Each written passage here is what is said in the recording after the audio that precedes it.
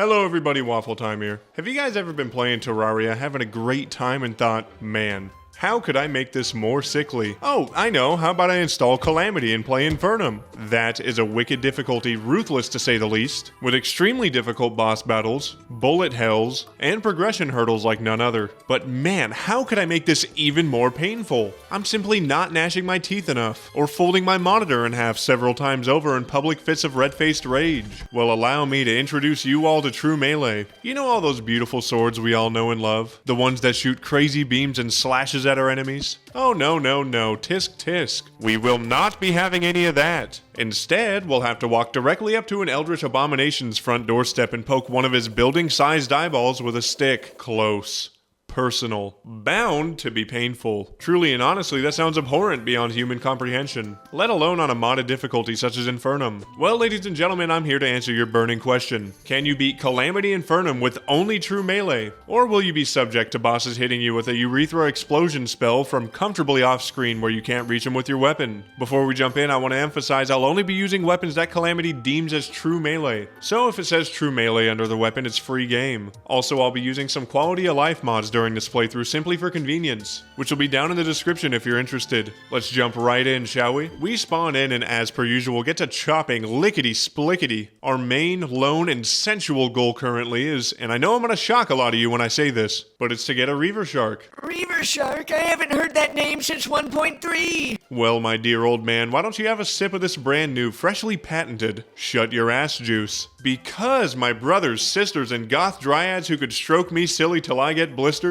the Reaver Shark is actually not nerfed in Infernum, which dare I say is an absolute fucking godsend for us, because if RNGesus blesses us with divine fishing drop chance, we'll have expedited access not only to molten armor, but also to our first good true melee weapon, the Volcano. There's proper precautions we'll have to take to maximize our chance of grabbing the Reaver Shark's big ass nose and plucking him right out of the ocean, however. We need to gear up, get bait, increase our survivability, and build our confidence back up for the first time in 24 long, painstaking years. We put these plans into motion by making some jaw-dropping Californian NPC housing units. No utility coverage, no fridge, no burners, windows don't open, 40 square feet in total, shared bathroom with 4 neighbors, and about $9,800 a month in rent each. Incredible, isn't it? But oh, the view! There's a view! And they're only a 3.5 hour drive from the beach. Living under a freeway as well gives them easy freeway access to commute 2 hours to work in traffic every morning. What an absolute steal! We abandon our loyal rentoids for now, and go on to find an umbrella, as well as climbing claws. Even Infernum mode Empress of Light shivers and quakes at our raw, dirt-nasty power after these absolutely mint chest pulls. Up next we fashion a quick waffle wood workshop, which naturally is a goddamn building marvel of the likes the world has never seen before. Mozart made music, Michael Jordan played basketball, and brother Waffle Time builds in Terraria. This crib, without a doubt in my mind, belongs on the Mount Rushmore of all-time Terraria builds. After giving that absolute masterpiece some shape, we sell off some of our random bullshit we have lying around and grab ourselves a bug net, an absolutely crucial component in getting ourselves swagged out to the fucking max out. We'll start with simple baiting for now, but maybe one day if we shoot high, dream big, and aim for the stars, we might even be able to masturbate. If there's one thing I know, a night of masturbating at sea is enough to fix a man for a week. Anyways, we get ballsy and decide to chop some cactus to at least have some armor, and see that we're in fact being gang stalked by zombies at the local Walmart. We barricade ourselves in a cave, recording and talking really loudly about them in public, and putting them all over our personal Instagram to validate our delusions. Once they leave, we beat the remaining zombies to death, full on Mary Poppins style, and watched a beautiful sunrise. Thank God it's daytime, that means we're finally safe to explore. What in the blue motherfuck is even that? We teleport home at the first sign of danger in the unknown as any grown man with at least one functioning testicle would, and adorn our beautiful wafflewood workshop with different crafting tables to feel better about ourselves internally. We take the time to do an easy epic gamer money hack, buying rain clouds, regular clouds, and sun plates from the architect to craft sky mills, then sell it right back to these absolute buffoons for infinity cash. Absolute goddamn imbeciles can't even begin to fathom the mere idea of balling as goddamn hard as we are currently. We branch out to do more exploring after entirely ruining and saturating the sky mill market and find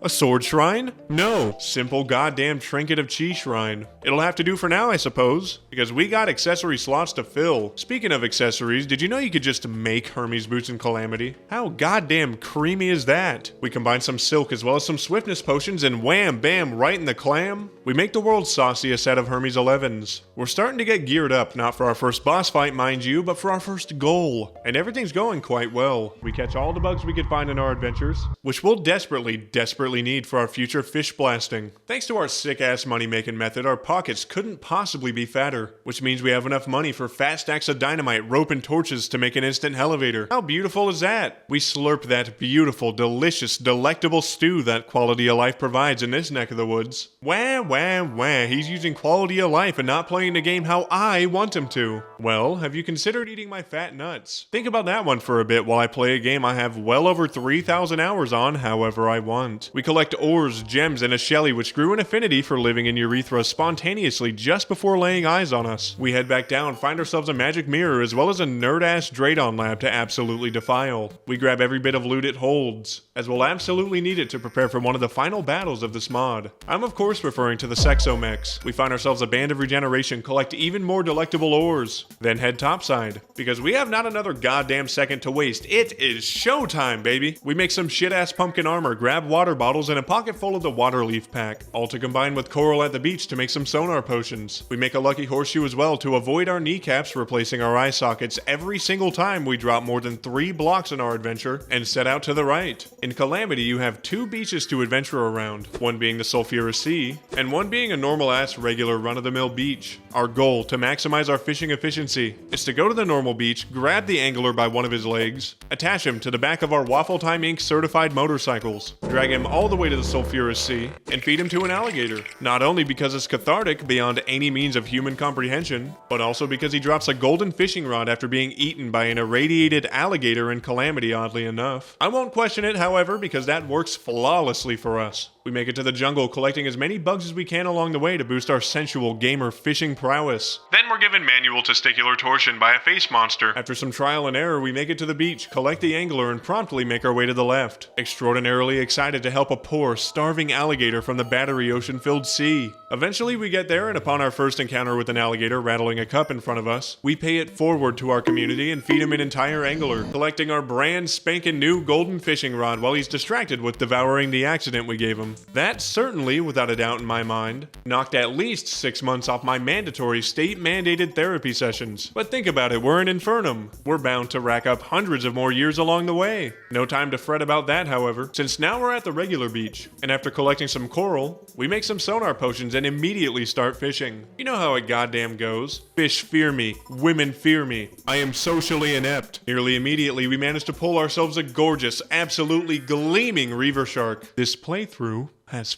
fucking begun. We fish for a little while longer and get all sorts of goodies to take home to everyone's mothers. We get fat crates and decide to make a falcon blade with an iron crate to hold us over for a while, an aglet, as well as an extractor baiter. It's time to get gobsmackingly silly. We take our beautiful goddamn reaver shark straight down the anal crevices of our elevator to mine an insatiable amount of obsidian. Next up, we go even further down the old love tunnel to what's commonly referred to as the blistering hemorrhoid of the earth, aka hell, to go on this world's first Epic Gamer Hellstone mowing session, collecting as much as we can along the way, as well as collecting a Hellforge, which we'll desperately need for our Hellstone crafting desires. We take it all back up to the surface and promptly smelt all of our hard-earned Hellstone to make ourselves a jaw-dropping set of molten armor as well as a motherfucking volcano, baby! Sit back, take it all in, folks. For a small stretch of time, we'll be the ones resizing our enemies for a change. And I must say, the fruits of our labor have never tasted better. We take some time to wall off our building masterpiece and set up magic storage. Because magic storage makes me feel happier and more joyful than my future family ever will. Just look at that shit. Look at it. Look. Organization.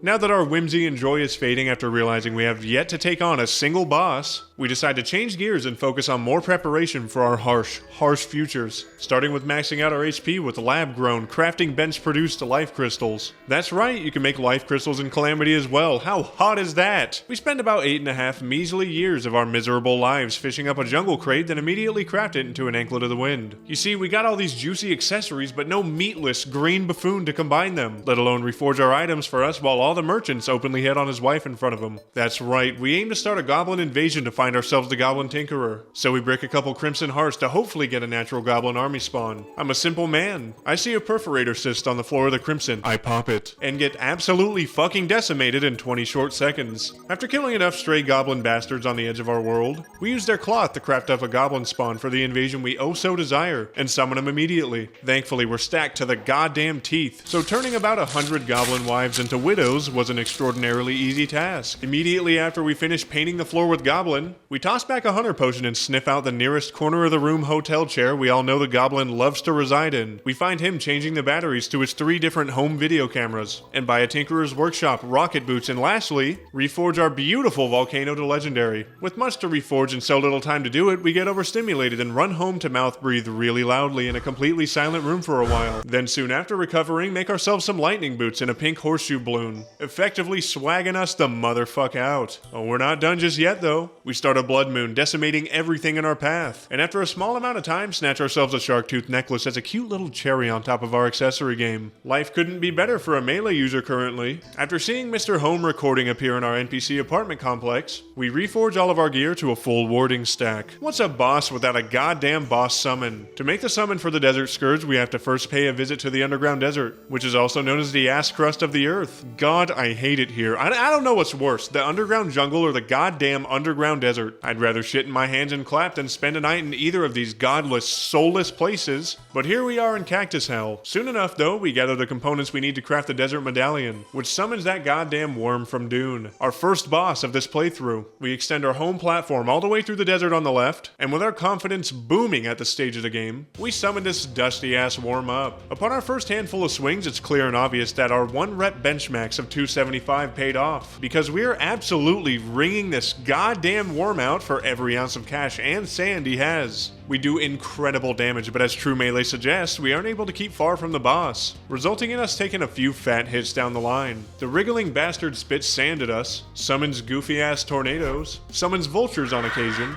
but none can match the power of us busting it down sexual style with true melee. We're able to hit him several times per swing on account of the size of our sword, phallus, and winner's mentality. Soon enough, after getting a grasp on how the future of every one of our fights will likely go, he folds like an omelet, giving us our first epic gamer victory royale of this playthrough. Upon returning home, we open his bag and see we got ourselves yet another true melee weapon, the Sahara Slicers. Cool. However, our ego is boosted to a caliber that's dangerous to ourselves and others, so we grab what little buff stations we have, hit the Crimson, craft an eyeball, and summon the Eye of Cthulhu to get right into battle. The battle goes very similarly to how the last one went. We have no range, no balls, no money, and no future. But what we do have is a fire sword that seeks out freak-ass eyeballs, and brother, we're hitting bullseyes. The damage truly is incredible, and the fight goes very well. However, despite our full warding stack and absolutely bitchin' armor, we still take fat damage trying to get in close to disgusting, putrid, foul breath-having ass bosses such as this big bastard. His last few breaths appear to be the worst, singeing our eyebrows right off our faces, and depleting our health to a frightening extent. But in the end, we end up spanking both of his bloodshot eyeball cheeks for another victory.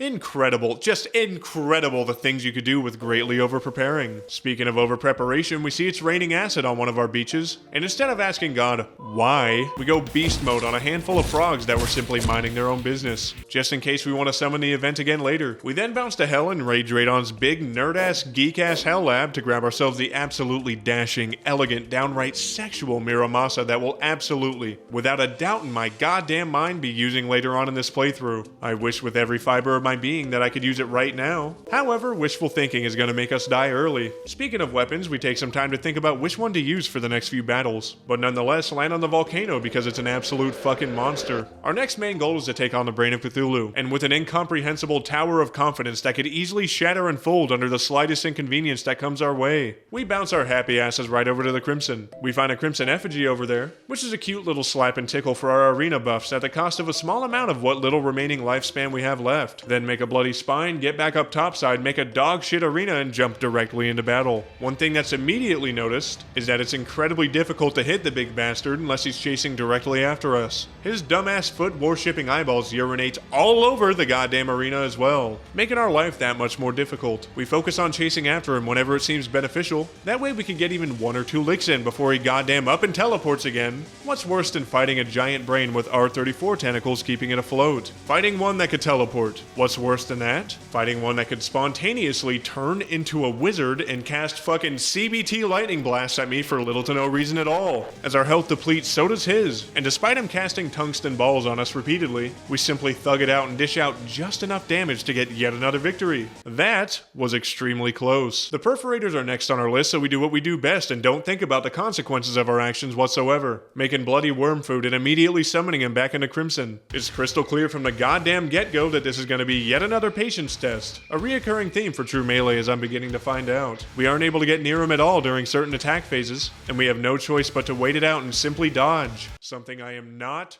good at in the goddamn slightest. As soon as it's optimal for us, however, we rush in and strike his squirming fleshy body. After we taunt him by saying Bad Dragon could make a ball of flesh more useful than he is, he gets so upset that he summons his nasty-ass, stink-ass frat bro worm buddies. We're able to make short work of him since we have a direct line of attack, and we don't quite have to sit and wait with these bastards. He is a much different story, however. Once we get him low enough, he goes into full meltdown mode, absolutely screeching at us after we hit him once that his father's a lawyer, and that he'll can our asses. Well, your father can't save you if he can't find you. That felt incredible. The double boss shebangarang, if you will. The loot is creamy and steamy as ever, as we end up getting a bloody worm tooth from him. That's an extra 7 defense as well as an added 10% increased melee damage. That made me blow twice. We also get the sausage maker. Another incredible true melee weapon we'll likely use if the opportunity presents itself. There's enough sausage in this neck of the woods to feed 10 MILFs, however, so we'll keep it on the back burner for now. Right behind our beautiful volcano. Skeletron's the next big bastard on our hit list, so we sleep until night thinking about life and dreaming of Plantera doing the splits on it. Until at long last it's time for action. We run with our arms extended behind our back, scaring every baddie we see along the way. Make it to the dungeon without blinking once, and summon him, only to teleport home immediately with the spawn item. What an absolute imbecile. Simply outgunned, outmanned, and outplayed. We summon him with a home field advantage and find that yet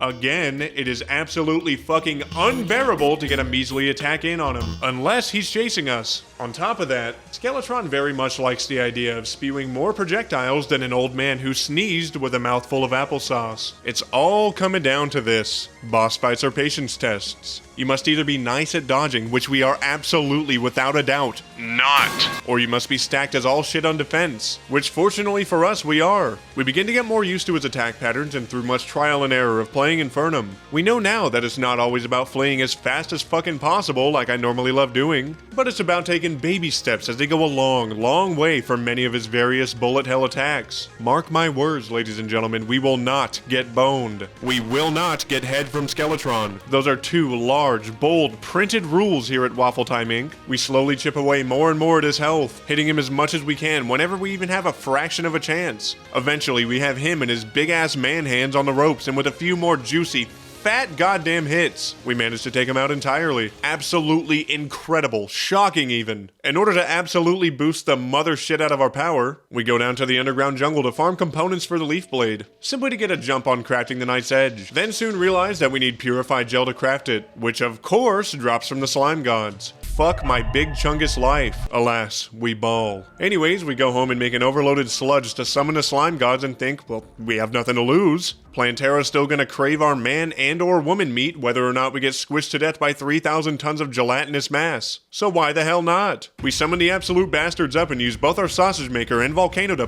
beat the piss out of each one of them. Surprisingly, it works fantastic. We're able to dish out an absolutely shocking amount of damage while only being on fucking life support about 90% of the time. We take fat damage in return. The hopes were certainly not high for this battle, but we must persist. Contrary to the last 627 bosses, these buffoons are much easier to hit, and I feel as if their movement is much more predictable with not so much grotesque, mind-numbing goddamn bullet hell to sift through. That on top of the fact that there's not as much teleporting, but certainly some floral, delicate, fragile notes of teleporting. Just enough to keep me on edge. Emphasis on the edge.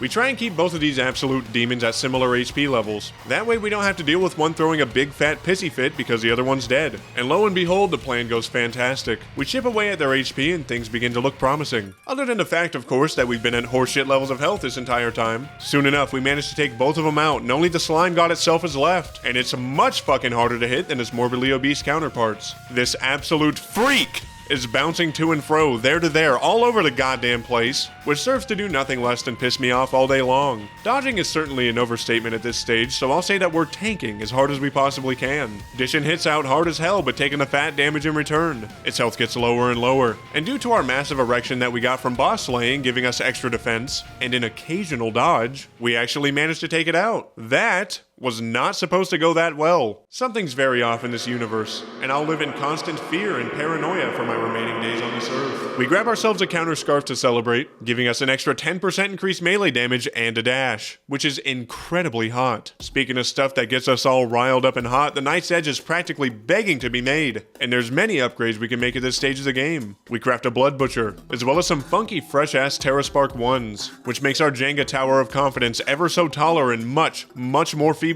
With this newfound confidence, we decide to pay Queen Bee a visit. We hollow out a large part of an unnecessarily large beehive in our jungle and summon her big ass right up. This fight goes to show how much of an absolute oddball true melee can be. We fairly easily toss Slime God salad. Certainly we could handle Queen Bee and her tremendous abdomen and pollen basket, right? Wrong, wrong, wrong. We get our shit rocked so unfathomably hard that it makes me go backwards on the evolutionary chart. We can't get a measly lick in without paying a price, and she's tanky as all hell. When we get close, which we have to get close, she twists our cock into a balloon poodle. When we're far, we get stung to death worse than Nicolas Cage. There is no goddamn winning. We get her down to a measly 16%, before inevitably getting sucked dry sicko bug style. Years off my lifespan from that, and I could feel it already. It's at this point where we decide we perhaps shouldn't have balled so goddamn hard. Then go hit the dungeon to find ourselves a Miramasa. After exactly 177,013 years, we snatch one and make a blade of grass, drop our volcano in, and finally make a sensual, downright immaculate Night's Edge. It's time for revenge. We take an Abeemination down to the underground jungle and summon her big ass up once more. I am not paying child support for what happened last time. We actually have decent range now with our beautiful new weapon, so we're able to get many more hits in. We're able to ever so slightly keep our distance while we attack so we can actually dodge one of her fell swoops.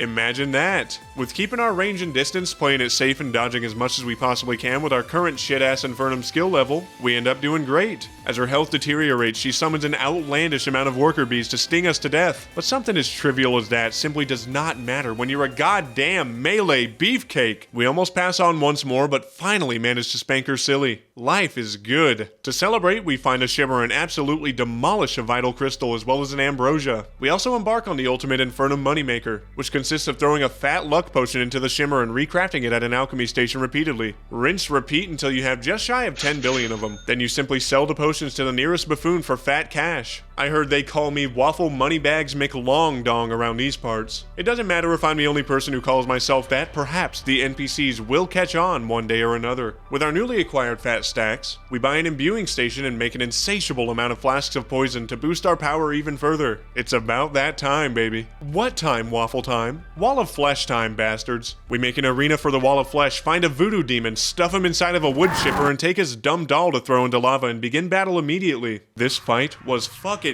made for true melee. We're able to beat his ass quite efficiently and do excellent damage the whole way through, starting out with his various eyeballs. We're able to smack the shit out of many of them at once due to the wide swing of the Night's Edge, so we make short work of them. Once all of those goddamn eyeballs have sand and dirt all up in them just the way we like, it's a simple matter of dodging diagonal wherever the lasers fire. We do heavy hits to this abomination's foul mouth, and after a short amount of time and not too much of a struggle, we show the Wall of Flesh our Wall of Flesh, and he disintegrates entirely. We've officially entered hard mode, and my beautiful gamers all around, it is very safe to say at this point that we're in for a world of hurt. Upon opening our bag, I notice we get ourselves a warrior emblem as well as a breaker blade, which is true melee. At this point, after opening this bag and getting this beautiful loot haul, I'm ready to blow a load that could extinguish the sun. But we hold off on that for now as we have much work to do. We first hit the skies and raid another nerd-ass Draydon lab, then grind for wyverns. We find one, skin it alive, then show its pelt to the next one, who simply drops his Souls of Flight and departs out of fear for its life. Fair enough, I guess. We craft up the manliest fucking set of wings in existence, make better flasks, as well as a power glove, then embark on our first hard mode epic gamer mowing session to collect as much palladium and cobalt as our sweaty gamer hands can hold. We make full palladium armor, then soon realize we haven't taken on Crabulon yet. There's not much he could offer us at this point aside from an upgrade to our rage, so why not? We make his summon and decide to show him who's boss. This bitch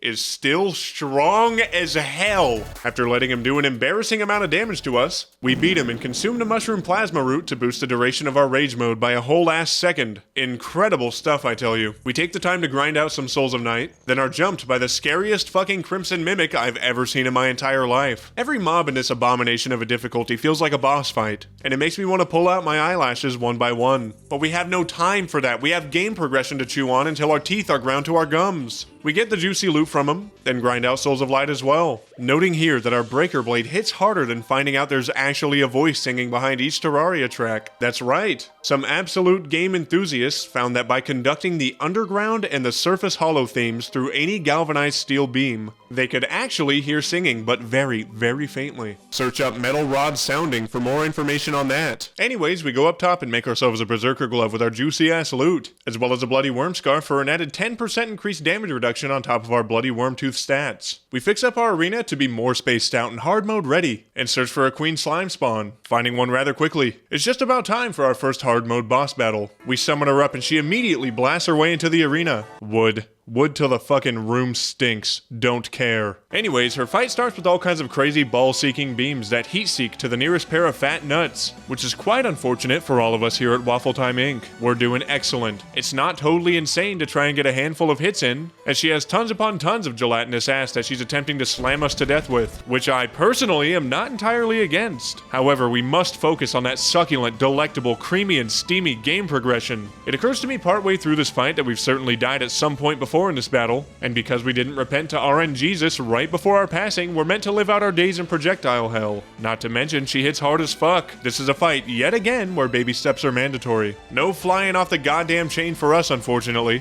We have to be careful and calculative. The Breaker Blade is large enough to hit her from a decent distance and does fantastic damage. So while Queen Slime's attacks may consist of beams of doom, or trying to throw that shit back on us so hard that our bones turn into dust, we're able to catch every bit of it at maximum velocity. We're on the brink of goddamn doom and misfortune, but end up barely squeaking it out, giving us our first hard mode epic gamer victory royale. It's time, ladies and gentlemen, for a boss that gave me the most crippling night terrors I've ever had in my life. This may be, no, it is, without a doubt, in my goddamn gamer mind, the longest fucking boss fight I have ever had the displeasure of partaking in. Cryogen. We collect Essence of Allium from frozen mobs to make his stupid spawn item, the Cryo Key. Once we have enough essence, we bounce on home to the Wafflewood workshop and craft it up, then spawn him immediately. This first battle was a simple taste test of what was to come. It goes to show how much we're about to struggle, as this absolute frozen, crusty semen sickle stays just out of reach about 99% of the time. Our next real good weapon is locked behind him, so we need his ass gone. Unfortunately for us, during this first fight, we get our asses frozen and put into a 7-Eleven Slurpee machine as a limited edition Waffle Time meat flavor. This is going to be bad. We go on up and summon him again. On your screen, this will likely seem like an extraordinarily simple fight. Just know that this mental, physical, spiritual, emotional torture and degradation has been expedited for your enjoyment. This was real-life torture. This shit made me want to melt Cryogen into a bunch of butt-plug ice molds and solidify him again. So he's sentient when he's used by my community. No amount of words could truly describe the raw amount of rage and disdain I hold for this gargantuan piece of absolute shit flying ice cube. He stays just out of reach constantly, so we have to utilize the most janky and swanky movement known to man in order to get a measly lick in. The only time we could truly get a real semblance of a hit in is when he starts dashing, which certainly feels like a rare occurrence.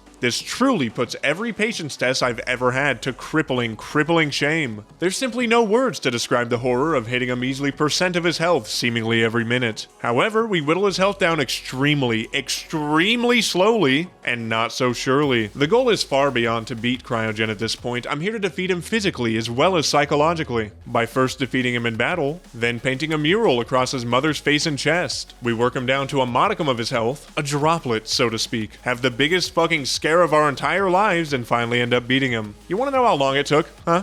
Do you really want to know? 13 and a half fucking minutes. Truly and certainly I'll never be the same man again after that. But hey, we got the weapon we wanted, the Avalanche. Despite that taking nearly 15 minutes of my life that I'll never ever get back, this victory will be well worth our effort. There will be no cheeks in the world we can't spread with the Avalanche, and I personally couldn't be more thrilled. We decided to make a mechanical worm to simply try the Destroyer. We summon him and the damage with the Avalanche is absolutely astounding. While our weapon is fantastic, we certainly are not. We take every goddamn hit imaginable. If he dashes, we get dashed on. If he lasers, we get lasered on. If he tries to probe us, the horror. We end up dying with this absolute buffoon at a measly 15% health. Hell hath no fury like a waffle time scorned. We try to battle again, and during the process we get our asses beat, don't get me wrong, but we get our asses beat just a little bit less. The Avalanche absolutely cripples this idiot, and I truly enjoy every second of it. The entire battle, our ass cheeks were clenched so goddamn tightly, they could turn sand to glass. We try our best to avoid his shit-ass dashes and flurries of laser beams, which is an absolute nightmare from hell. Soon enough, however, we see that the Avalanche pressed its humble finger to our lips and said, "Shh, Waffle Time Inc. It'll be okay. I've got this." And walked directly into the Destroyer's studio apartment, wasting no time in turning him into our own personal mechanical cocksleeve. What a goddamn weapon. We decide to try our luck with the twins next, using the exact same weapon. We absolutely hammer our way through their first phase with fair ease, but the second phase makes it much more difficult to land a hit. However, we're still doing a good amount of damage despite them going full geek mode on the dance floor.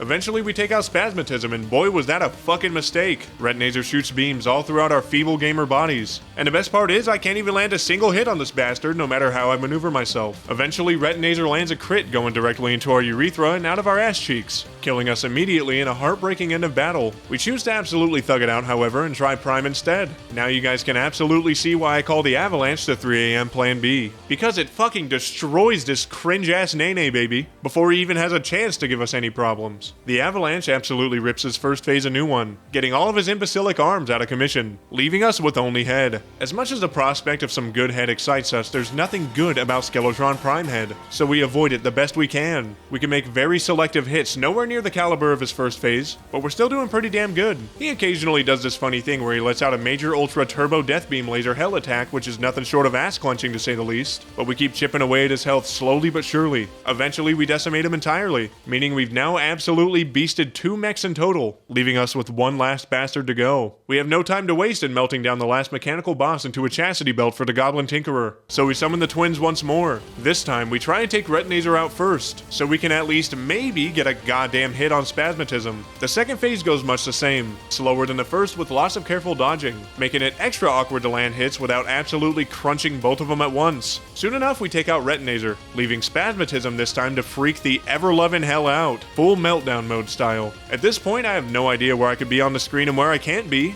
We're simply a man with a goddamn dream. A man with a dream, mind you, that's fighting for his life and is in crippling fear of a lone eyeball's power. Although we're actually landing hits this time, contrary to the battle with Retinator. Eventually, cock and balls out, everything on the line, we get a few final major swings in, and manage to take his big ass down. This is when we realize that the Goblin Tinkerer isn't the only one in this world who likes to sit in a humiliating little chair and watch. There's a supreme, robotic, cyborg version of him watching us plow all the mechanical bosses, and his name is Draydon. Now that the 3 mechanical dipshits have kicked the bucket, there's a variety of upgrades we can work toward at this stage of the game. We collect some orichalcum, make an anvil, collect some adamantite, and make ourselves an Excalibur, our next steamy goddamn weapon to aid us in our game progression we oh so desire. We decide against adamantite armor, and instead go for some cryonic ore in the underground ice biome for some Daedalus armor. And an Ornate Shield. The Ornate Shield, of course, allowing us to ram dash, which is fucking incredible. We of course make it and follow up by making ourselves a full set of Daedalus Drip. We then make an Evasion Scarf, which is an added 15% true melee damage on top of a dodge. Make Starlight Wings to match our absolutely saucy goddamn set. Then upgrade our boots to Angel Treads. We are going insane. We follow this up by going on yet another epic gamer mowing session, this time with a chlorophyte variety. That way we can upgrade our Excalibur to be a true Excalibur. We have 2 routes we could go about things. We could either challenge the Calamitas Clone, which technically comes first, or try our luck with Plantera. Personally speaking, I find the Calamitas Clone to be just as bad as those goofy-ass influencers who eat steak, eggs, and berries covered in honey off of a wooden board for little to no fucking reason at all. So we're gonna go for the MILF of the jungle first, Plantera. Speak of the devil, we find ourselves in Plantera's one and only cougar den, and decide, hey, we ball on occasion. What's the worst thing that could happen? Well, in Infernum, Plantera doesn't ease into being wine drunk. She's already already 2 bottles in. She tries to stroke us silly immediately without any talk of buying us new games during the winter sale on Steam. What, is foreplay too good for her now? Outlandish! She's become a sugar mama with no purpose. While we're trying our best to not succumb to the jungle's finest, it is incredibly difficult, but we must try our best to prevail, no matter how awesome the latter may be. She chases us twice as viciously now. Somewhere, at some point, our plan went awry. We didn't weaken her with our words,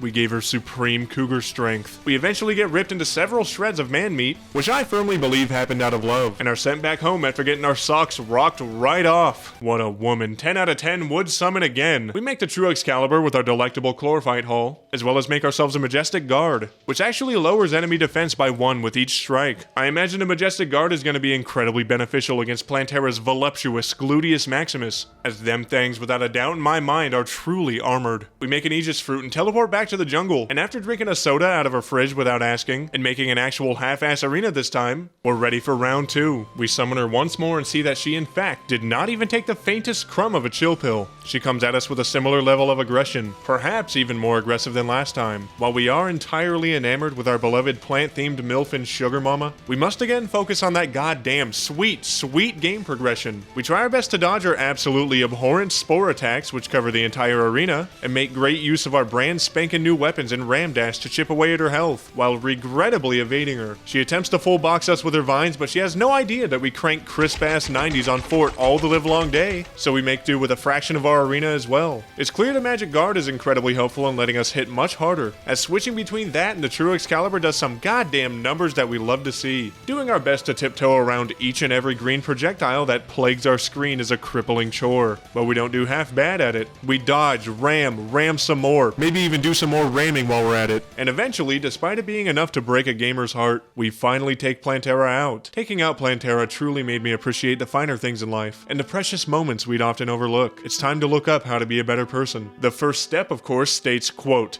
"Do unto others as you'd have others do unto you," unquote. Seriously? So, what, I gotta suck everyone's dick in the entire world? That's fucking impossible, and it's ridiculous! Back to being bitter and angry every morning, classic waffle time blunder. We purchase some delectable life fruit now that we've beaten our beloved MILF Plantera in mud wrestling, and absolutely demolish them. Then deciding we want seconds, make ourselves a blood orange and vor that shit as well. There's a beautiful true melee weapon we can get at this stage of the game, and I somehow doubt you'll guess what it is. If I wasn't tipped, I'd certainly have no goddamn clue about it either, but it's obtained during a solar eclipse, so we hit Golem's temple, clear out his arena for our future battle with him, and grab ourselves a solar tablet from a chest. We grind out the event as much as we possibly can, dodging child support payments to Mothran like the goddamn Matrix, and finally get precisely what Dr. Jonathan Sinzathan ordered, the Butcher's Chainsaw. Now you guys may not believe me when I say this, but in regard to Calamity's true melee class, the Butcher's Chainsaw fucks like its life is on the line. We want to absolutely decimate Calamitas Clone next, so we bounce to the left side of hell to farm some Essence of Havoc for her spawn item. It's here where you can truly see the power of the Butcher's Chainsaw, because hot diggity dog, this shit is magnificent! This weapon is truly a machine that can't even see a mere reason to stop freaking it all over everything. After we have enough essence, we make the Eye of Desolation and summon Calamitas Clone to get immediately into battle. While this fight certainly seems intimidating to begin with, starting with a laser light show from the final circle of hell, the Butcher's Chainsaw is,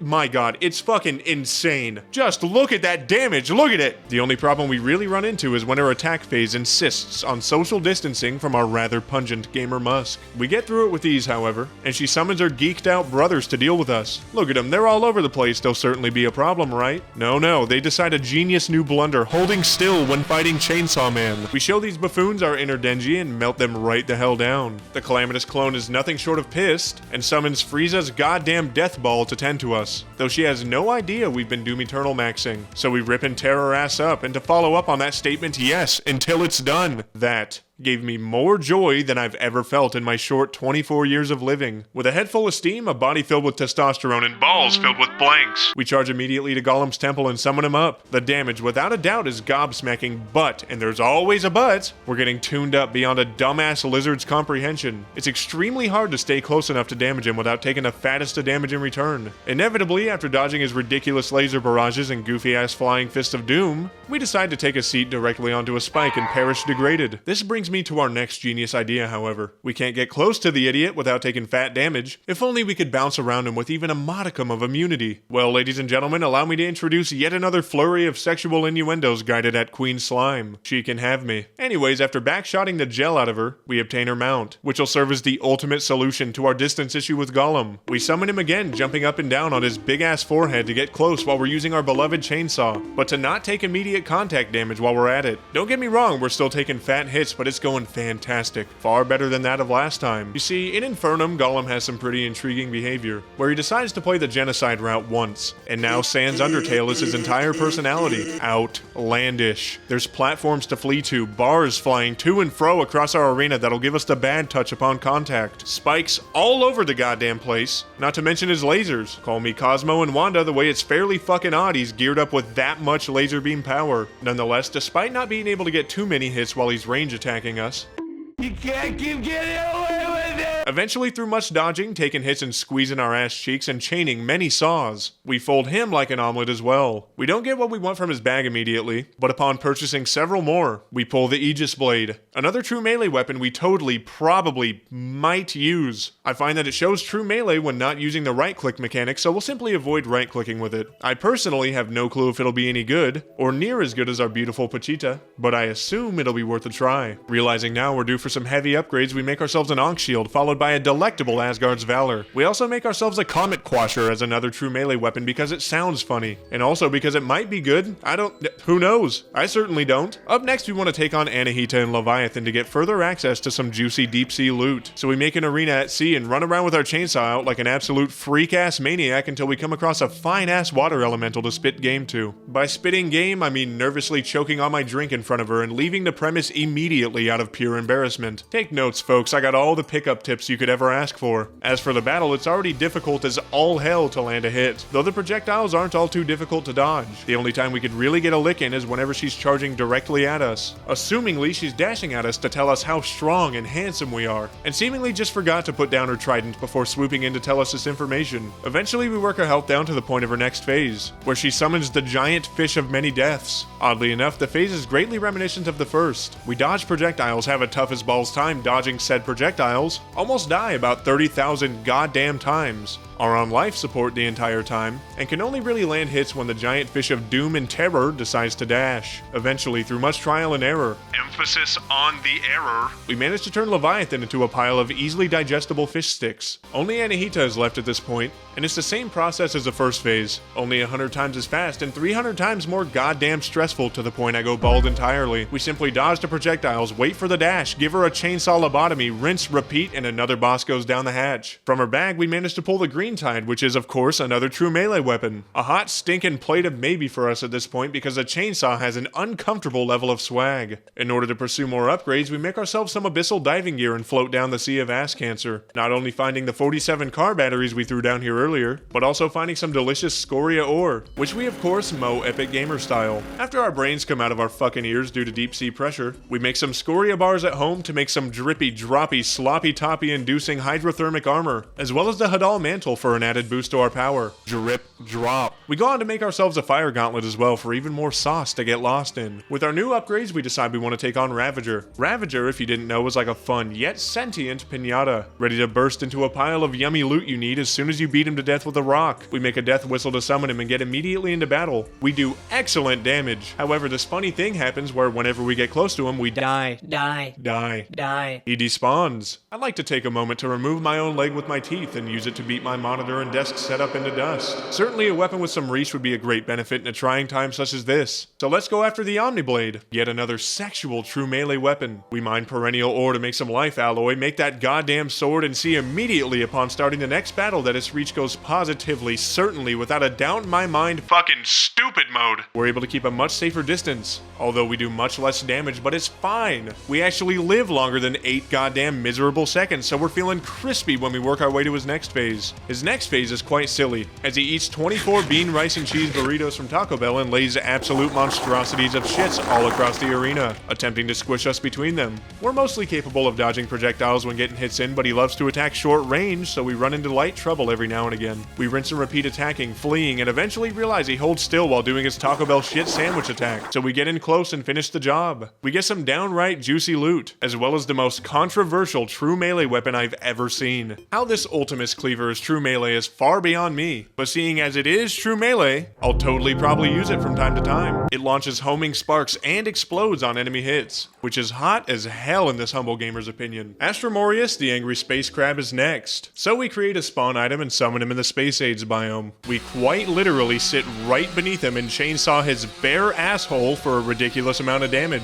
He soon gets sick of our antics and beats the ever-loving piss out of us, which is not that great for our well-being. This battle was entirely ass-clenching through and through after our silly little chainsaw stunt we pulled, but we run our asses off because he's a giant angry space crab that wants nothing more than to see us in several bite-sized pieces. Every time we circle around him, however, we introduce him to the true melee platter sample, and it seems like he truly enjoys it because he leaves us alive with, oh, dare I say, barely a drop of goddamn health the entire battle. This type of stress makes me age 100 times faster. My blood pressure is sitting at record numbers and I don't know how much longer I have left in Terraria and real life. After some more circling and more screaming for my fucking life the entire time, we end up decimating him once and for all. That was mildly disgruntling. You know what? I don't know about you beautiful people, but I've about had enough of the fuck around, so we charge directly for the cultist and his dork-ass friends. And after slightly clearing up the arena around him, we begin battle. The chainsaw just, my god, the chainsaw fucking ruins him. The entire battle consists of simply chasing him around like an absolute freak maniac with our beautiful weapon. It completely cripples him, leaving us with his pathetic desperation phase, which we dodge very easily, kissing his mother on the lips the entire time. Seeing as we blasted through the cultist so quickly, we go right for the nebula pillar and completely wipe it off the face of this earth. Right after, we make a hell kite, which is another cute true melee weapon to try. Upon taking it to the stardust pillar, I find the weapon is actually pretty goddamn solid. But alas, I'm beaten to death with my own appendages. We take out the stardust pillar and run away like a man, heading right to the vortex pillar to only get half of our skin peeled off, but using the other functioning half to take that pillar out as well. There's only one left, so we head to the solar pillar,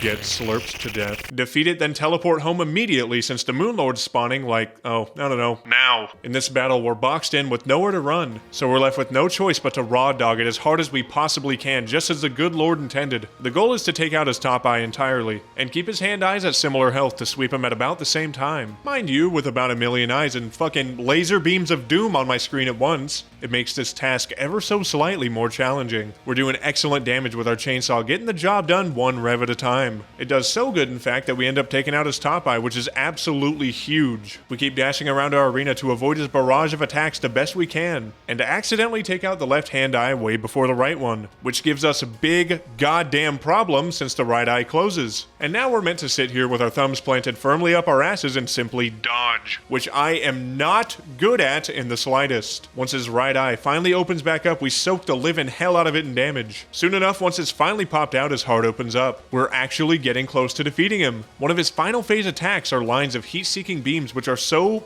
goddamn hard to dodge. I don't know what the fuck to do about him, so we decide to thug it out and pay the price dearly. It's okay though, we got close and it sucks we lost, but it goes to show that we can do it. We have a chance. I don't have the Moon Lord trapped in a 20-foot shipping container and I am not torturing him for weeks at a time. We make a celestial sigil and try to fight again, this time taking out the top eye, then shortly after taking out both the left and right hand eyes out at just about the same time so we don't run into too much trouble. This fight we're actually managing despite getting our asses beat consistently. We try our best to dodge his heat-seeking piss missiles, but then he decides to open up an entire black hole in his chest, and we die from a goddamn stray in the streets of Brazil. Sorry about this, folks. I have to cut the video for all but a brief moment. I need to check on my new 20-foot shipping container I ordered a few weeks back. We make a Fab Soul vodka to get the drunk princess to move in and sell us some buffs, but quickly realize there's a boss right before the Moon Lord that we missed, Astrum Deus. He drops an accessory called the Hide of Astrum Deus, which not only makes astral stars drop when when we take damage, but also boosts our true melee damage by a jaw-dropping, staggering 30%. Holy sweet mother of shit, we take damage for a living. We need that hide so bad it hurts. The drunk princess moves in, so we grab a spiteful candle for more damage and some fat stacks of vodka to numb the pain. And for more damage too, I guess. We make a quick arena over the astral infection and get right into battle. Imagine this. Imagine space. Now imagine space has hell. Imagine space hell has super hell. Now imagine a worm climbing out of super space hell's putrid ass cheeks. And there we have Astrum Deus. This absolute behemoth sprays us with particles, then nosedives on us. It is stressful. However, the chainsaw and ram dash combo go positively bonkers on him and does beautiful damage. He occasionally summons many Saturn-looking planets to assumingly invade Uranus. We flee from him, as any reasonable gamer would, and Astrum Deus decides he's had enough of us, makes an origami star and does a 360 no-scope combo on us,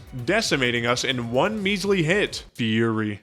Rage. We do the fight again and all goes swimmingly. We take his health down. The same goddamn thing happened again. Fuck! We have nothing left pushing us through this playthrough besides spite and an insane, desperate desire to chew on his hide. So we slug our way through the first phase, dodge the stupid planets, get to his final phase, and actually end up in an optimal position to jam our chainsaw so far up his ass that every time he speaks, he revs. We collect our delectable spoils and slap on that hide immediately, then summon Moonlord once more. We go for his top eye immediately and see the damage with our new accessory is astounding. The hide is working. The plan is working. We take out all of his eyes in a frighteningly short amount of time, all thanks to the help of the greatest accessory of all time. Suddenly, all that's left once more is his heart, giving us heart palpitations with a side of deja vu. We dodge the projectiles the best we can while chaining all the saws imaginable. The black hole of instant death opens, and my single brain cell screams to tank it, and that we do. We rush in, chainsaw in one hand, cock in the other, and attack as viciously as we possibly can, when the Moonlord suddenly begins withering away. We did it. We bask in his beautiful cyan sprays of pain and agony. It's like music to us. Unfortunately for us, however, the job is far from done. We have actual hell to go through now, starting with these absolute bastards called the Profane Guardians. You see, the Profane Guardians gave me the runs like I ate nothing but Cajun seasoned wings for a week, so the plan is to take on Dragon Folly first for an early post-Moonlord true melee weapon, the Gilded Proboscis. We make some solar armor as well as Dragon Folly summoning item, the exotic pheromones. We make an attempt to see how we do, the answer being not fucking good, not goddamn good at all, mind you, because since we have solar armor now, it overrides our ram dash, equating to us getting our heads blown smooth off by that of Dragon Folly. Not good. We try again and again to no avail, wanting to pull off each of our fingernails in a fit of rage each time we perish. We switch out our set for our old hydrothermic armor and bam, get our shit rock silly once more. Life couldn't currently be worse for a gamer. We die again and a goddamn again before we decide that maybe, just maybe, our strategy is bad. Let's try something new, shall we? Something stellar. Something stellar striker. Please don't unsubscribe for that. I will take it out on my future family. We jump into battle once more, noticing a sensual difference in our damage output. Our strategy is simple. Dash like all living hell through Dragon Folly's fell swoops, and smack the tits off him anytime he gets close. And surprisingly, the plan is working excellent. We're able to avoid a lot of his damage by making small dashes, or precise movements around his projectiles, while waiting for him to get close to, and allow me to re-emphasize, smack the living tits off him. We slowly work his health down and all's going great, until it didn't. The screen turns red as we get him to 12% health, and I make the obvious mistake of existing when the screen is red. At this point, I'd give my left nut to my community to be able to reach through the screen and choke Dragon Folly until it turns into a pile of delectable spoils for my character to indulge in. But no, we must keep balling at all costs. In a fit of rage, we grind trapper bulbs in the jungle to craft the miracle fruit health upgrade. We also set up some heart statues on our arena, which is a fucking blessing for any and all godless, soulless playthroughs, and summon him once more. The process is similar. We dash through his dashes and slightly maneuver around his wacko mode thunderbolt attacks. The heart statues actually make this process a lot less ass clenching, as we can pretty much get a quick and easy heal whenever we need it. The fight goes phenomenally. We soak him in damage and pass through his silly ass bird screech rage mode, and end up winning the fight once and for all, getting the Gilded Proboscis on our first try. The Gilded Proboscis heals us upon hitting an enemy, which even the thought of having some healing versus these absolute egregious bosses makes me want to blow a load large enough to extinguish the sun. To celebrate, we upgrade our Wafflewood workshop into Waffle Time's sexy, sleek Silva Sanctuary. How incredible is that? Soon after, we kill some absolutely gargantuan beasts in the surface hollow to make the Profane Guardian summon item, the Profane Shard. We get home and make it, taking it immediately to the right side of hell where this battle's gonna take place. We use use our portal gun to shoot portals on both sides of our soon-to-be arena to absolutely gloss through the Flappy Bird segment of this battle and summon him immediately. With our Gilded Proboscis and our Stellar Striker, we do incredible damage and actually manage to die fucking immediately. We attempt once more and lo and behold manage to make it past 4 seconds of this goddamn atrocious bullet hell. With some mediocre dodging ability and a staggering victims complex, we manage to take out the healer, starting the real fight. The second phase is slow as all hell. We can barely scrape one of the Guardians' left ass cheeks during one particular attack they do if we fly up and down just right, which is horrendous to say the least. Through flying meatball smash attacks and bullet hell flamos, this fight makes me want to rug burn my entire body then take a hydrogen peroxide bath. We whittle down the health of our favorite second Guardian, and eventually take him out, activating the final phase of this battle while we have a fucking crumb of health. This absolute bastard throws the sun at us, shoots lasers at us, throws spears at us, and sicko mode dashes at us. Needless to say, it's the story that never ends, but we can't get a hit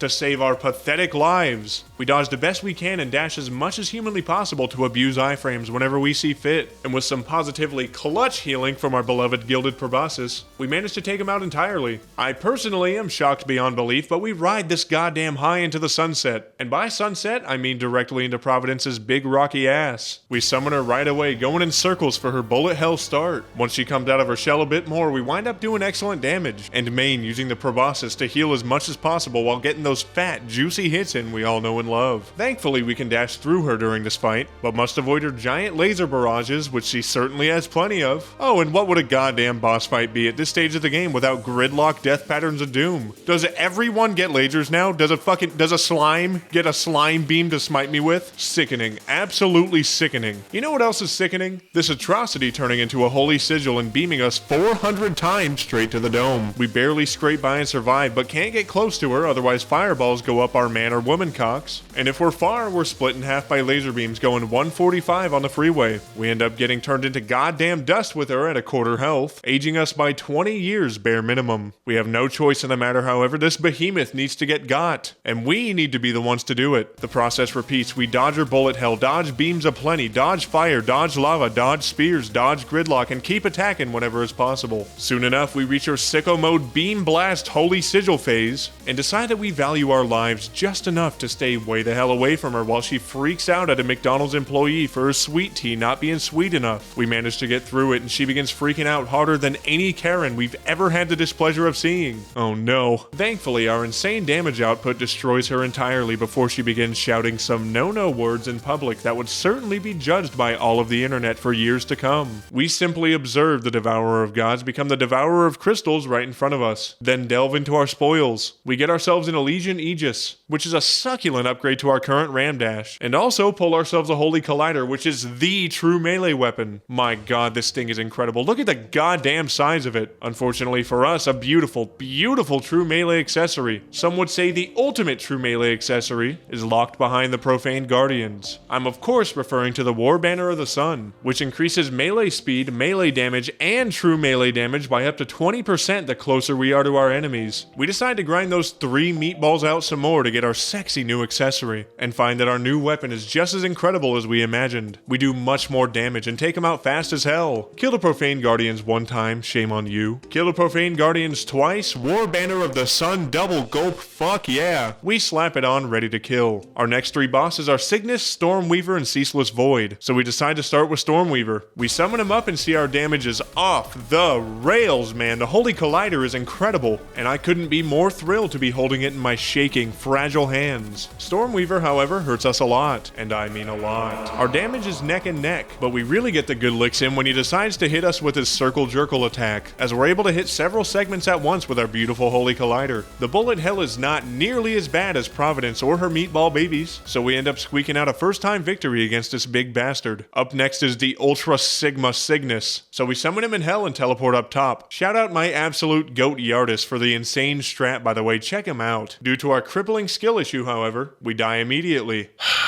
God damn it. We go get Uella Bloom, make an Elderberry to upgrade our health again, and make a full set of Tarragon armor with Tarragon wings to increase our chances of surviving the ultimate Sigma. We upgrade our boots to Celestial Tracers, and summon Sigma Male once more. We're able to take many more hits with our new armor, and our flight is much better with our new wings. Certainly this goes to show that with a wild increase to your swag maxing capabilities, you could do anything. This fight's a simple matter of dodging his barrage of shotgun blast projectiles, then getting our hits in while he's dashing at us. He occasionally brings out the ultimate blade of doom and misfortune, but we ball so incredibly goddamn hard with our new gear that we eat that shit for breakfast. He summons a clone, which makes our life much worse, but we keep beating him to a pulp as much as we can, doing great damage along the way, especially when he does this goofy ass swoop-de-whoop attack. We kill him once and for all. Now it's time for Ceaseless Void, which is found in the dungeon, but first we make a badge of bravery, giving us an extra 10% increased melee damage and crit strike chance, and a sexy, cute little +5 melee armor penetration to penetrate our enemies 5 whole times before mopping the floor with them. We find Ceaseless Void in his mom's basement, and after sleeping with his mother only 36 times, we make his mother's basement into a sick-ass Waffle Time arena. You're welcome, Miss Void. That's what Waffle Time Inc. brings to the table. Anyways, we begin battle and would you look at that? Our camera angle is more fucked than Ceaseless Void's mom. How incredible! I have no idea where I am, but we bomb the living hell out of his dumb orbs and dive in for attack. In his stationary phase, we hit him with the force of 1,000 goddamn suns, and it feels incredible. It's quite a simple bullet hell. We simply must be where the shiny lines on our screen aren't, and we still get hit by quite literally everything due to being absolutely cheeks at this game. Due to our incredible damage, this buffoon breaks his chains and starts freaking out when his mom keeps asking him about us. We can hardly get a hit in, let alone dodge anything because, again, cheeks at the game, and end up dying. We try again, die. Try again and slug through his first couple phases and get to his last phase once more. We're doing decent at this point, other than the fact that we take every hit imaginable and die with him at 0.87% health. He could have fucking sneezed and died. He could have missed one step on the stairs, caught himself, and still died because he got scared. 0.87%? 0.87% health? Why?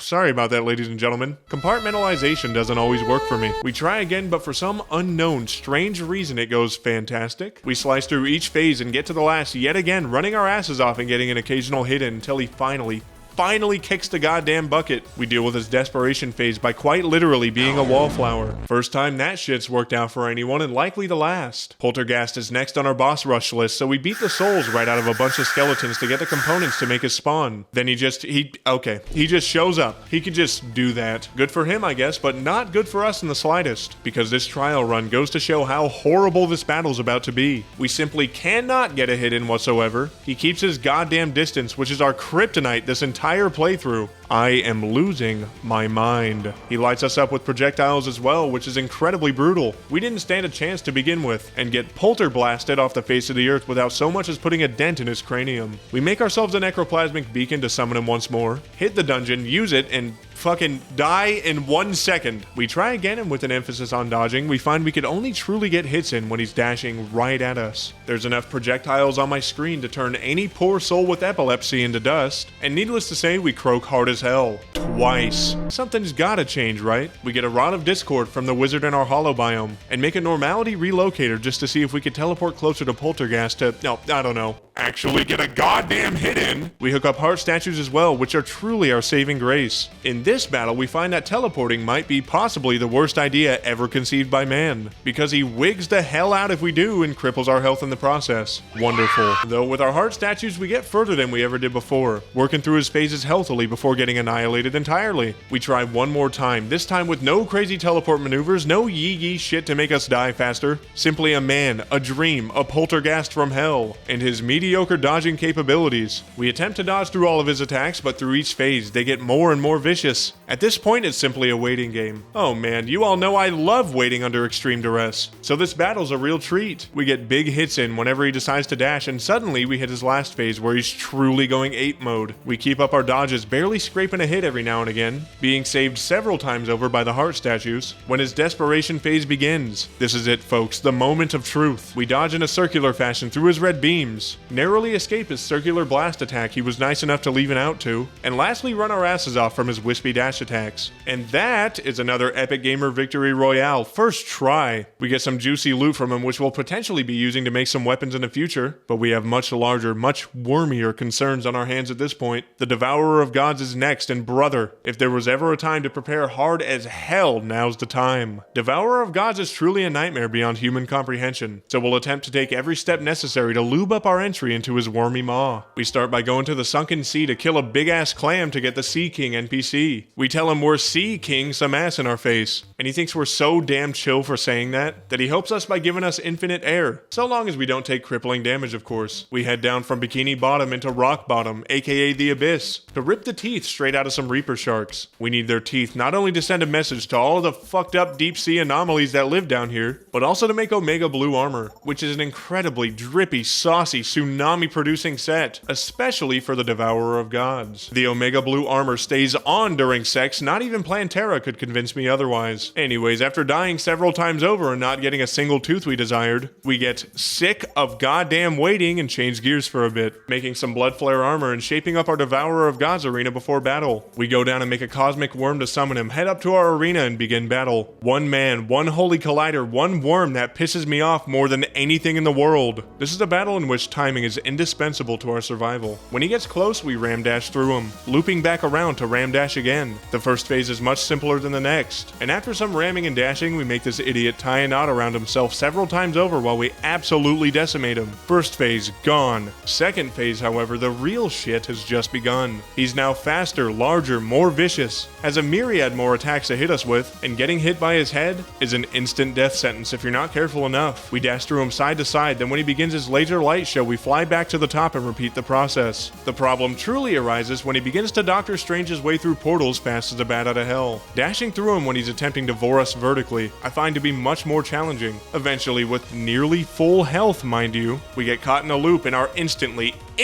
fucking eviscerated. I could not be more thrilled. How exciting, how fun, how quaint. Clearly our work's cut out for us. We grind out the Martians to get a cosmic car key for more precise dodges during his laser phases, and begin battle once more. We completely toss his first phase and work our way healthily through his second. Our dashes appear to be on point for the most part, and it feels incredible to see our damage at this stage of the game. Suddenly, we make it past where we were before, when a worm yells, allow me to reiterate, a worm yells and says a god does not fear death. This phase, this is consistently the phase that twists my titties right off the bone. He blasts through various portals at Mach speed, full aerodynamic space worm style, firing off multiple projectiles along the way. We take heavy hits, and despite narrowly making it out of that unholy amalgamation of a phase, die instantly to running face first into his fat worm body. I am going to be sick. We try again, and again, and again, and again, and decide, hey, why'd we ever stop trying to get Omega Blue armor? What the fuck is our problem? God! The Abyss is oddly soothing this time around, so we take time to put all this rage we've accumulated back in the bottle to save for our future families later on in life. After taking out a few Reaper Sharks, we get home and make ourselves the sauciest set of armor in existence. The beautiful Omega Blue armor set. Time for battle. We slug our way through his first phase, chip away at his health in his second phase, and manage. The clock is ticking for everyone within a mile radius around me. God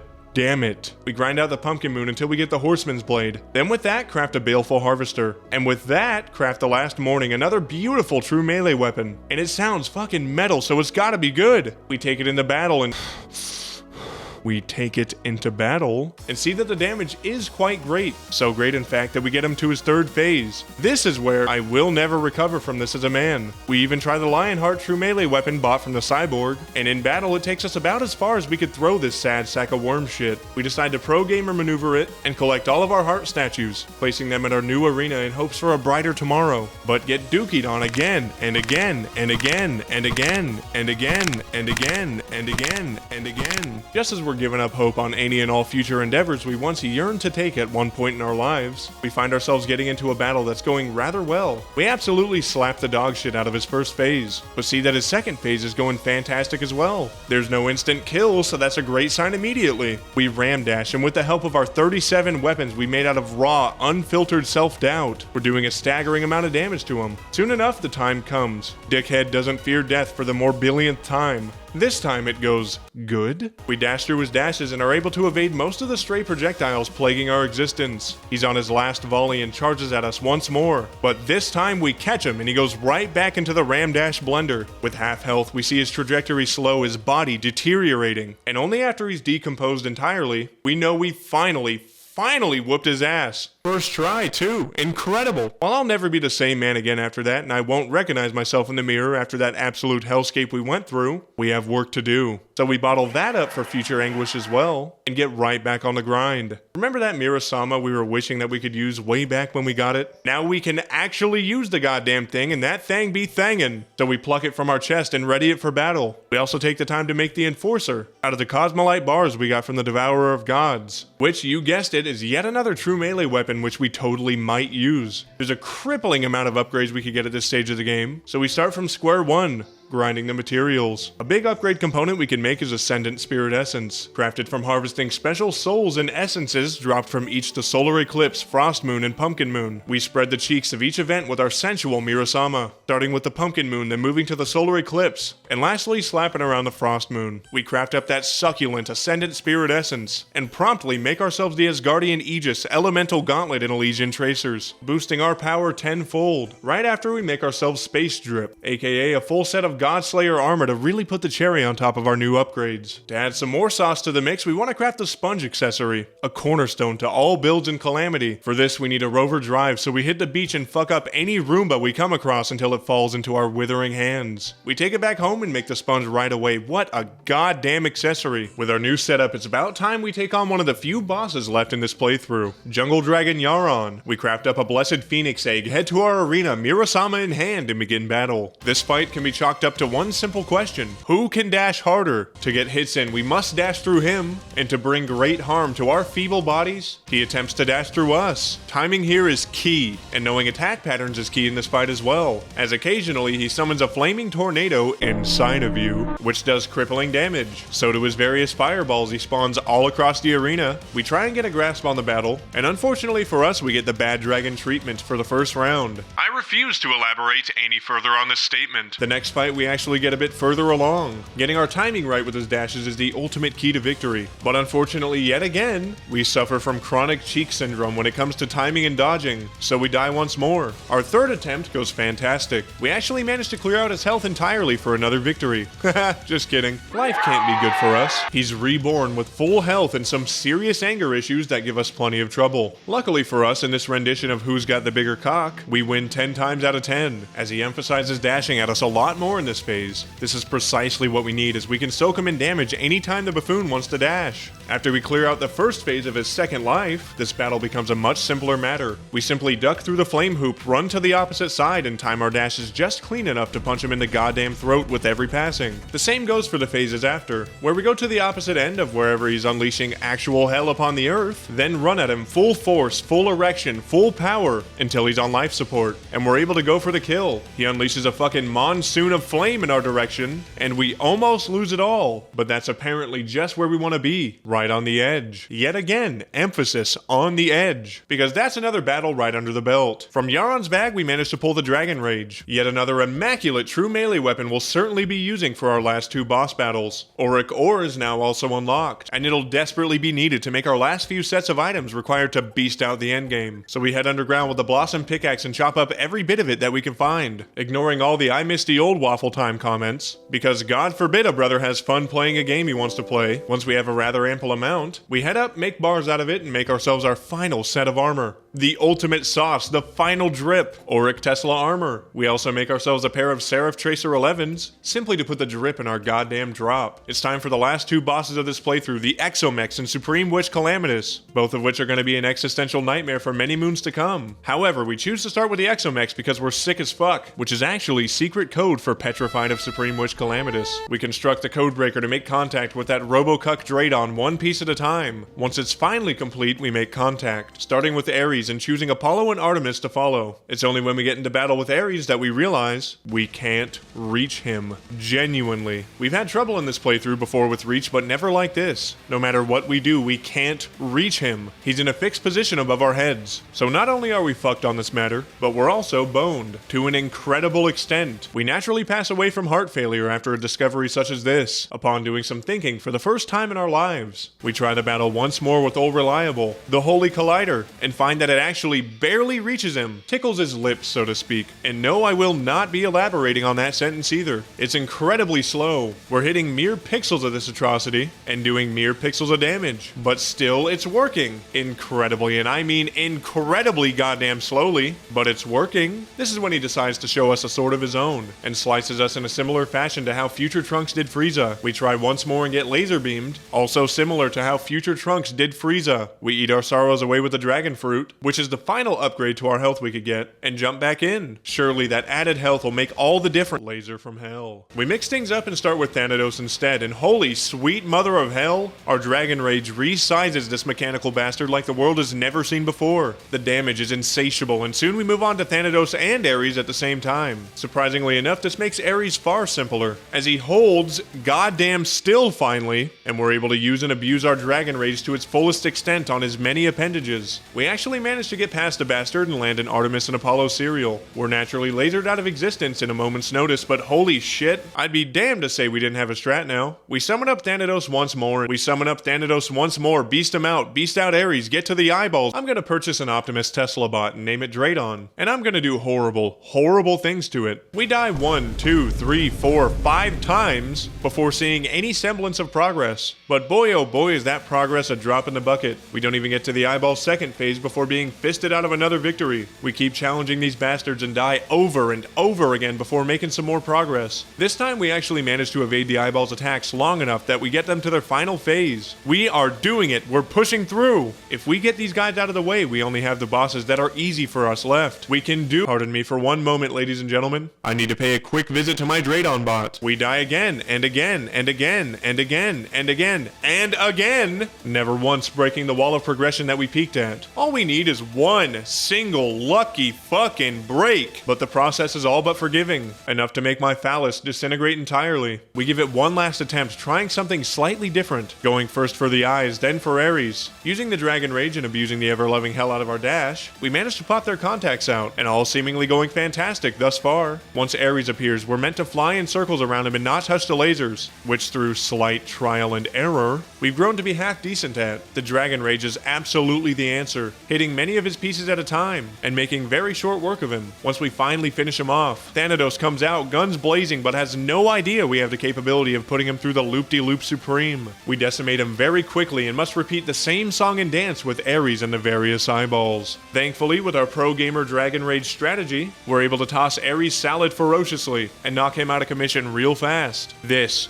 is the furthest we've been. It's our last chance before we actually burn our apartment to the ground in a fit of rage. We dive in, whirling our silly little dragon baton as fast as possible, and soak the living hell out of Apollo while attempting to dodge Artemis's freak-ass lasers. The plan goes very well. We're actually damaging them more than they're damaging us. And everything is on the line when we see their health is getting dangerously low. Once we see their health get low enough and see them regroup in the corner of our screen, we have one job left. Run. Run as fast and as far away as your goddamn legs will take you. Run further than that because they are charging at full force, and there's an energy ball behind them that will kill you in one hit. We keep running and running when suddenly, we did it. The loot, while beautiful, can't be used much. We do get a Draydon's heart, however, which is incredibly clutch. That bad boy replaces our adrenaline with a free heal, which we'll desperately need if we want to succeed in our last battle. With no other preparations in mind, we make an altar of the accursed, slap that bad bitch down and get directly into battle. The battle with Supreme Witch Calamitas starts with, oh boy, yet another worm. But we have just the thing for him. The Dragon Rage makes extremely short work of him, and we're plunged into yet another can't hit the goddamn boss in front of me situation. We're meant to take this battle one phase at a time with true melee, and it certainly does not treat me well. We attempt to dodge her flurry of attacks while also being close enough to hit her, and it is rough and tough beyond human comprehension, with explosives all around the arena, projectiles in every one of my orifices, and a boss I can't fucking reach to save my own life. It goes without saying that we croak hard on our first attempt. We shape up our arena to prepare ourselves better, and set up several heart statues statues all across it. Now Supreme Witch Calamitas is in for it. She has no idea. Okay,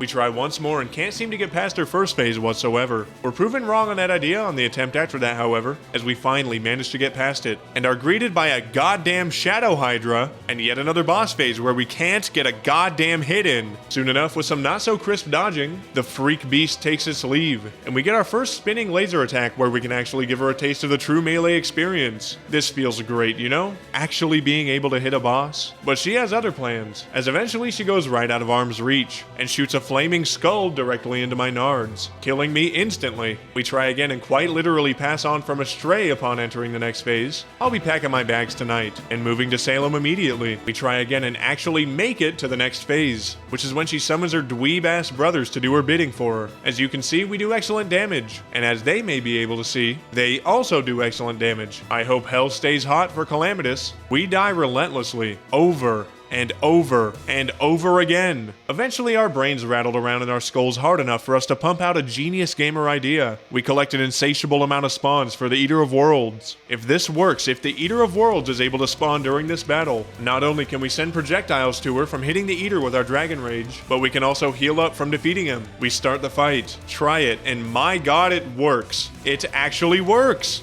Ladies and gentlemen, we may be dead, but I certainly have an epic gamer strategy to play. We begin battle once more. Eater spawns at the ready and slug through her first phase. Anytime we need to hit her from a distance or need to heal on a potion cooldown, we summon Eaters. Anytime we feel scared, Eaters. Perhaps I judged the Eater of Worlds too harshly during the Get Fixed Boy Seed, because if things keep going how they're going, we'll have found our new MVP of the playthrough. We push our way through our next phase as well, dodging Big Perp, sneaking in for some hits whenever we can, and summoning 500 Eater of Worlds to do our bidding for us anytime we feel uncomfortable in our own skin, which is very frequently. Soon enough, we're back where we were before, the brothers. We attempt to soak them in as much damage as possible, and as our health fluctuates from absorbing hearts from the Eater's dead bodies, their health slowly deteriorates, which is excellent goddamn news for us. Shockingly, we bring their health down to nothingness, and advance to the next phase. Dragon Rage and Eater spawns at the ready. She naturally, as all Calamity freaks do, summons a Whirlwind Laser Beam Blaster. What do we do about it? Run our asses off, cry a little bit, and of course summon more Eaters. We're actually doing somewhat decent damage to her, which is absolutely shocking to me, as we're much further than we've ever previously been in this battle. She sends several volleys of explosives our way, and we dodge the best we can while trying to damage her as much as possible. We work to her next phase, which is simply Birds from Hell.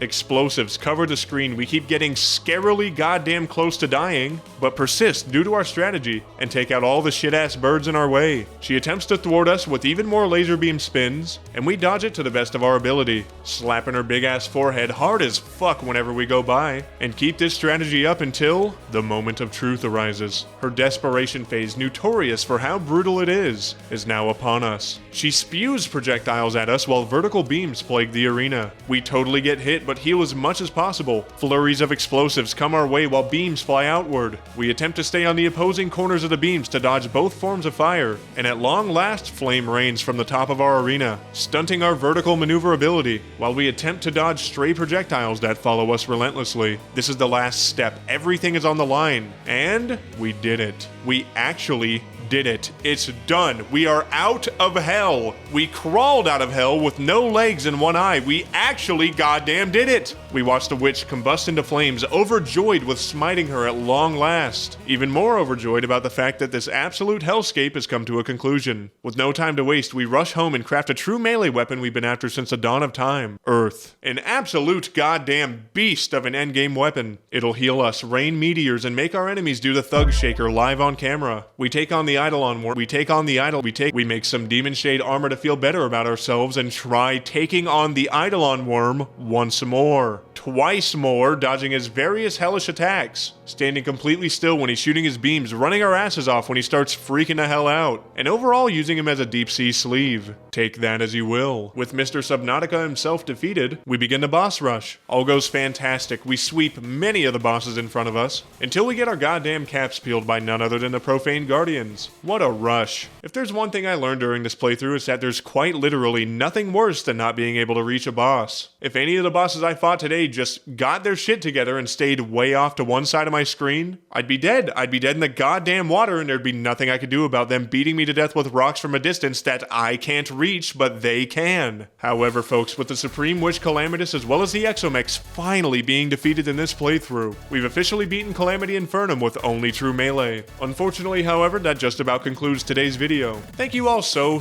much for watching this extra long video. This video did take an incredibly long time to make, so if you did enjoy it, please be sure to drop a like and subscribe for more content like this, as well as leave a comment down in the comment section below to let me know your thoughts on this video. For video and stream updates, be sure to follow my Instagram and Twitter linked below, and if you want to watch me freak the actual hell out over dying repeatedly to bosses live, make sure to follow my Twitch linked below as well. Thank you all so much again for watching, and I'll be seeing all of you beautiful people in the next one. Waffle Time True Melee Edition out.